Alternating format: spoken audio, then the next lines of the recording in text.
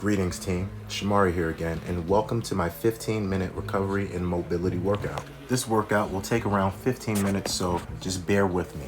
The focus is going to be on, like we said before, mobility and recovery, but also some stability. We're going to focus on the hips, ankles, back, forearms, and wrists today.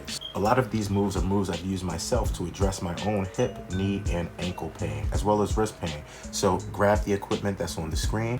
Today you'll need a slant board, your yoga mat, a foam roller, and a light to moderate pair of dumbbells. So anywhere in between 8 to 15 pounds. If you're a stronger individual or you just want to push yourself, I'd say no heavier than 25 pounds.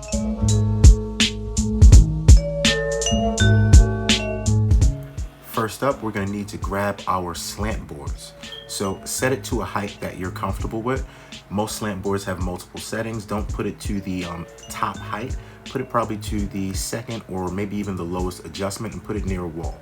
So we're going to get started with a slant board calf stretch. So if you see me on the screen, I stepped up and I placed my heels down and then brought my hips towards the wall. So I'm trying to keep my heels down, and we're going to do this together, team. Let's get started in 3, 2, and 1. So once you get your heels down, try to squeeze your glutes. So if you're squeezing your glutes and you're pushing your hips forward, you're gonna feel a deep stretch in your calves. So your calves are connected to your ankles. So with mobility, you always wanna look above and below. So if you've got tight ankles, you might wanna stretch your calves a bit more. So we're almost there. Fight, this isn't easy. Keeping the heels down, we've got less than 10 seconds. We have 5, 4, 3, 2, and step off and shake it out. If you don't have a slant board available, you can do the same movement by getting a pair of dumbbells, lining them up, and elevating your toes, then getting into the same position against the wall. So we're gonna do this again. Make up your mind on how you're gonna get it done. We're getting started in 3, 2, and 1. So again, put your heels down and bring your hips towards the wall, squeezing the glutes. So if you don't have a slant board, you can do the same thing by elevating your toes on a pair of dumbbells or on anything and keeping your heels down and bringing your hips towards the wall. Let's say you have nothing to elevate your toes with, you can still do the same thing by bringing your feet in the same position, keeping your heels down and bringing your hips forward. We have 10 seconds left. 9, 8, 7, 6, 5, 4, 3, 2, and shake it out. Dust off that foam roller, get to the mat. Next, we're gonna have a 45-second foam rolling session. So think of this like giving yourself a deep tissue massage after all that training you did this week.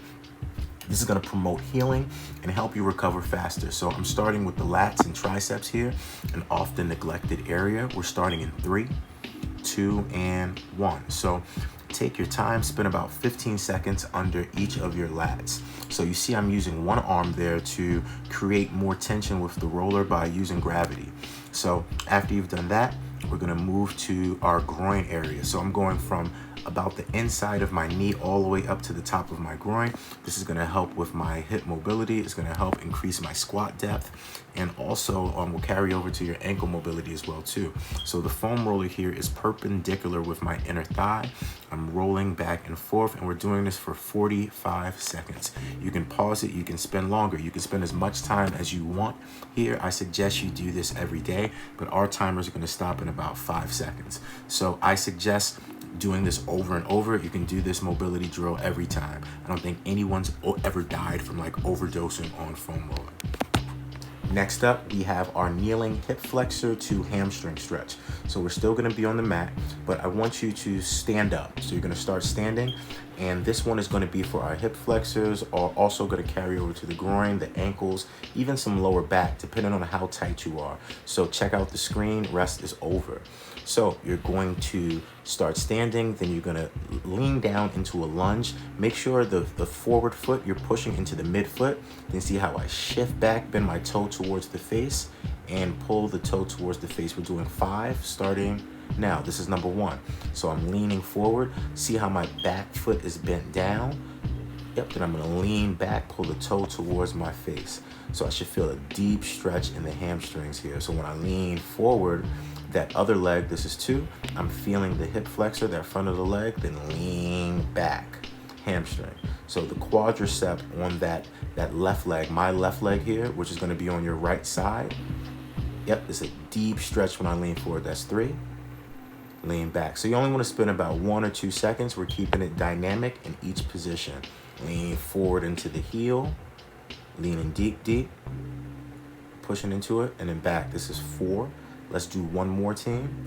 Make sure you're taking some deep breaths here too. We're gonna lean into the heel, deep stretch. It's the last one, and toe into the face. Great job. Rest for a second, shake it out.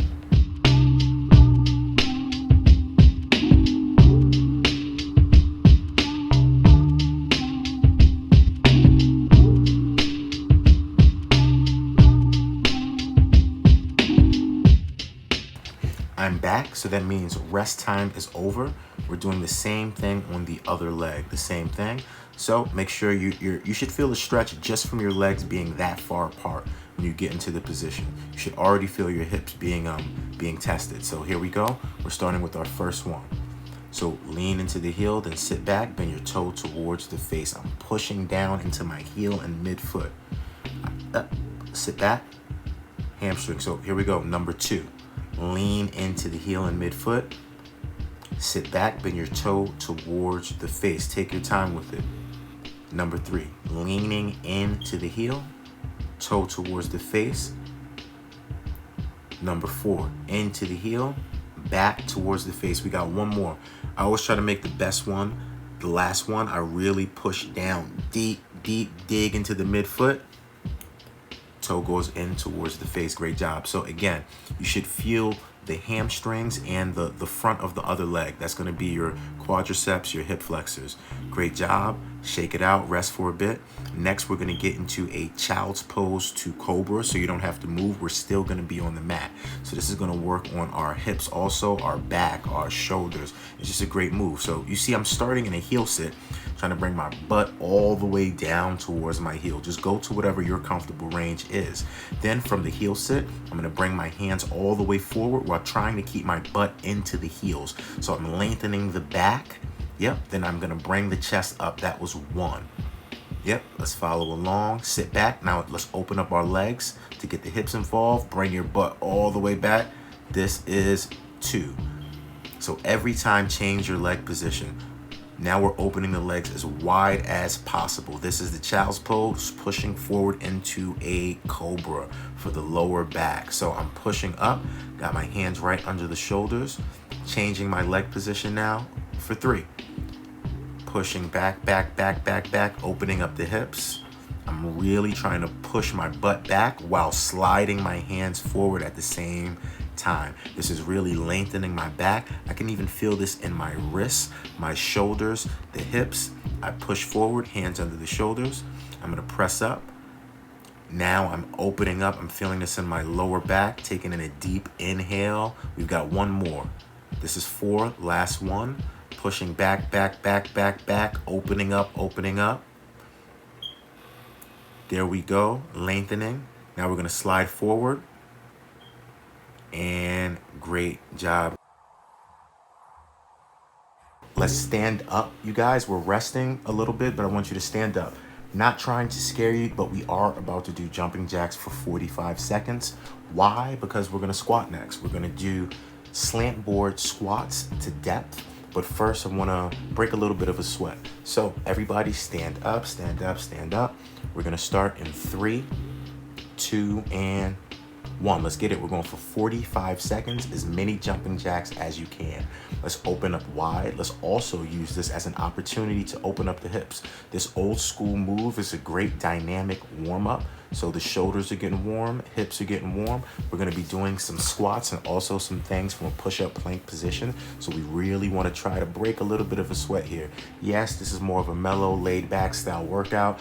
Yes, this is really just a mobility drill, but let's get these jumping jacks in. 15 more seconds. Jumping jacks never get old. My heart rate is up here. I'm trying to slap my hands overhead, lining them up with my ears. Guys, you have another 5, 4, 3, 2, and great job. Hopefully you broke a sweat. I'm gonna leave a little bit more time here if you wanna get a couple more jumping jacks in. Let's get it in. It won't kill you, except that one guy. No, I'm joking. I don't think anyone's ever died from jumping jacks. So the goal there was to get the heart rate up.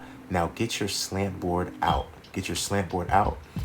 During this little respite, get your slant board out. We're going to do slant board squats. So again, adjust it to a height that you're comfortable at, a height where you can keep your heels down. So once you get the slant board out, you're going to comfortably step onto the slant board. And I want you to try to get your feet as wide as you can on the slant board.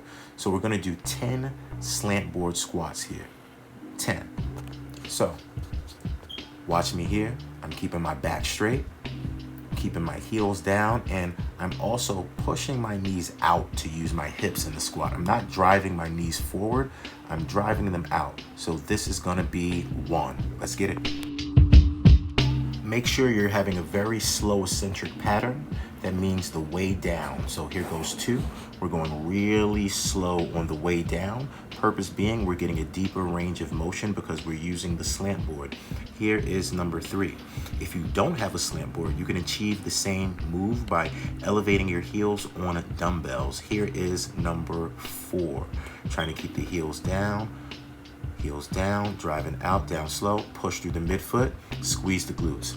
Number 5. Heels down, we're gonna inhale on the way down, pulling the belly button into the spine, push through the heels, exhale on the way up. Next, number 6. Inhaling on the way down, push through the heels, exhale. Number 7. Heels down, take a deep inhale on the way down, explode up. Next up is number 8.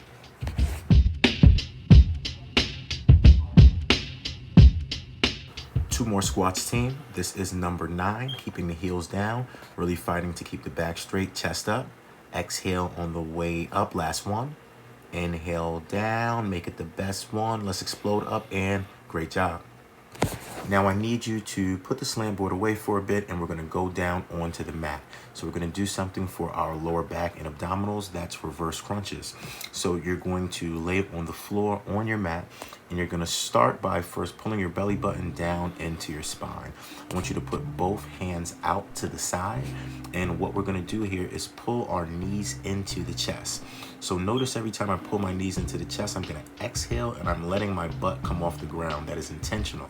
So we're gonna start together. We're gonna do this as an AMRAP time for 45 seconds, as many reps as possible in 3, 2, and 1. So knees are going into the chest, flexing the abdominals, letting the lower back round, exhaling each time. So by doing this, we are strengthening the abdominals, and that's everything that wraps around the spine, our lower back, well, the core rather. It's everything that wraps around our spine. So we're gonna do this for another 20 seconds. Knees into the chest, flexing the abdominals. We have less than 20 seconds left at this point. So if your lower back is getting too engaged, make sure you're actively pulling your belly button into the spine. So that's your responsibility. Keep breathing. Exhale every time you bring it in. Inhale when you kick out. Exhale when you bring it in. We've got another 3, 2, and time. If you were wondering why I asked you guys to grab a pair of dumbbells, here it is. So next we have hammer curls with a very slow tempo and with a firm squeeze. So we're gonna start in about 10 seconds. Why are we doing hammer curls? This is to strengthen our forearms and wrists. So a lot of you guys work at the computer. I have a lot of clients that are hairstylists, that are nail techs, and different things where they're standing and using their hands and not really being cognizant of their posture. So if you have a strong grip and strong forearms, this will help with stability. So we're gonna do one hammer curl with a very slow tempo, then rotate out, and we're gonna do one supinated curl. So let's go. We're gonna start for an AMRAP for 40 seconds. We're starting in 5, 4, 3, 2, and let's get it. make sure that you're literally squeezing the dumbbells as hard as you can for the entirety of this AMRAP. I've noticed sometimes clients will literally have the dumbbells sliding back and forth in their hands, so that will defeat the purpose of why we're doing this. So if you want to get the forearms involved, you have to squeeze firmly in order to engage the forearms. The dumbbells shouldn't be sliding in your hands. So we're about halfway. Let's get as many reps in as you can. I don't care if you get 2 or 10 reps in. You want to keep a slow tempo and get as many as you can get. Squeezing at the top for another 5, 4, 3, 2, and great job. We're gonna wrap up today's mobility workout with another 45-second AMRAP. This time we're going to do plank ups. So you're gonna need your mat, put the dumbbells away, and we're gonna get started in about 15 seconds. So plank ups, you're gonna move from a forearm to a push-up plank. How does this tie into today's workout? We're gonna work on shoulder stability, which is gonna tie into your wrist stability. So notice my hands are flat. My hands are directly under the shoulders as I push myself up. And we're gonna do this for 45 seconds, as many clean repetitions as you can, starting now. So start in a forearm plank. Make sure your hands are directly under your shoulders. Push yourself up. Notice how my hips travel with me.